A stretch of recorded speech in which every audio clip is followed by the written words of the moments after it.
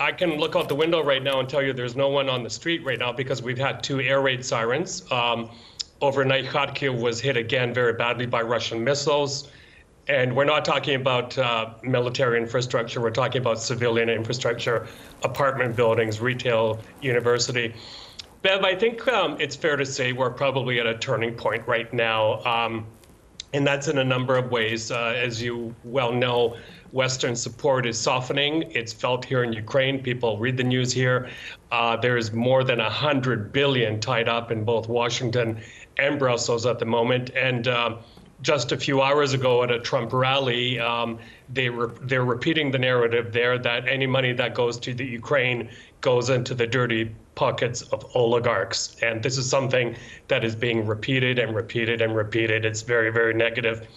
Here in Ukraine, the sentiment is of worry because, as you pointed out, the second anniversary is coming up and there's no end in sight to the war. The missile strikes over the past few days have been absolutely horrific, including in Kyiv. They've aimed rockets here to Odessa as well. And to Bev, one more thing that is a bit of a mystery is that about half of the incoming missiles the other night that went into Kyiv and Kharkiv made their way through air raid defenses. We're not quite sure whether that means the Ukrainians are low on anti-missile kit or whether the Russians are using new strategies to get their missiles through, but very worrisome development. Indeed. And as you say, it has been quite intensive with terrible consequences. I noticed NATO, though, has come out with a deal to provide ammunition, and they have described this as a war of ammunition. Who has the most ammunition? And we know that Russia has fairly deep reserves.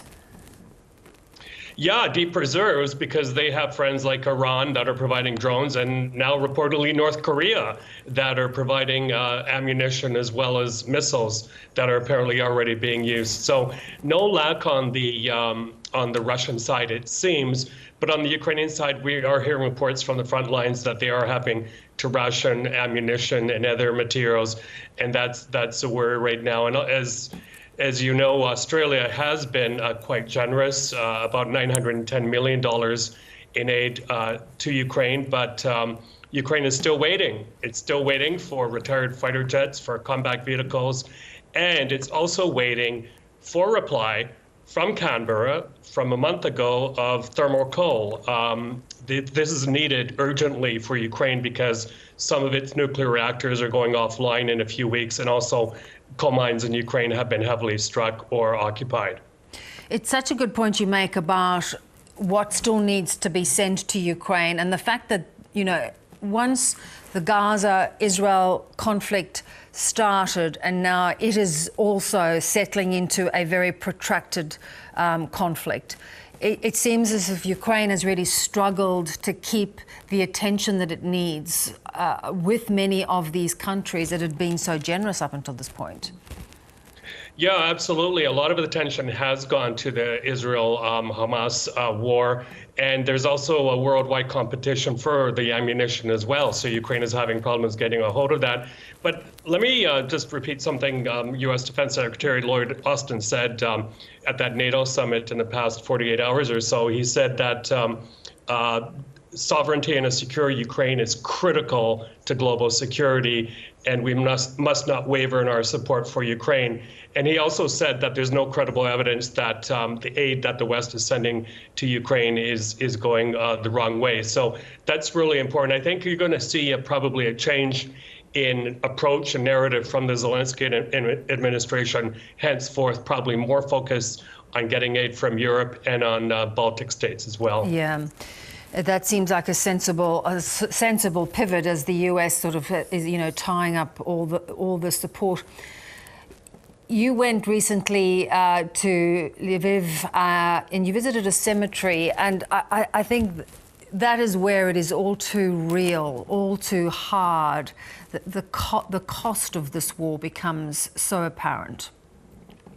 Yeah, it's probably my 4th visit, Bev, since the war started. As you may remember, I was first based in Lviv, and I'm able to compare the size of the military cemetery then and now, and I was just at a loss for words this time. Basically, the prepared ground for the military cemetery is fully occupied.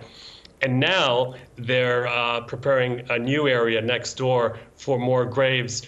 And, I think it vividly shows the price that Ukraine is paying in terms of bloodshed, in terms of deaths for this war. A lot of Ukrainians are feeling that they're acting as a buffer between Russia and the West, and that they're paying a heavy price. You still hear from relatives resolve that, yes, we're going to see this through to the end. But it was just so sad seeing young kids there at the gravesite of their fathers asking where they are. It's tough to talk about even.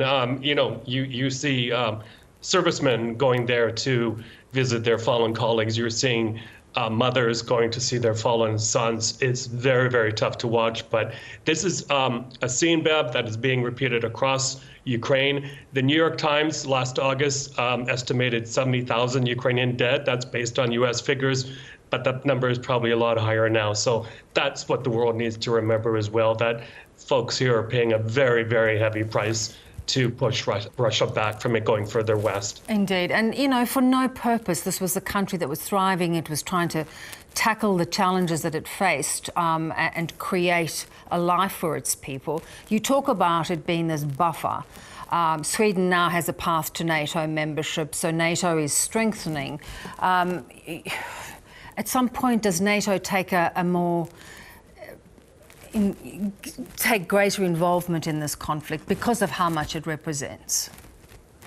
Yeah, on a couple of fronts, NATO needs to provide more long-range weaponry for Ukraine to strike legitimate military targets in the Black Sea, in also eastern parts of Russia. Western parts of Russia, closer to Ukraine, because without that, Russia is going to continue sending deadly missiles this way. The other thing that needs to happen from Europe is for them to grow the spine to unlock a lot of the frozen Russian assets. We're talking hundreds of billions of dollars that could go to the war effort. Okay, if there's weakness in legislatures, among electorate, of giving money to Ukraine, they can look at even getting interest off of that money. For example, Belgium is looking at that and giving it to Ukraine.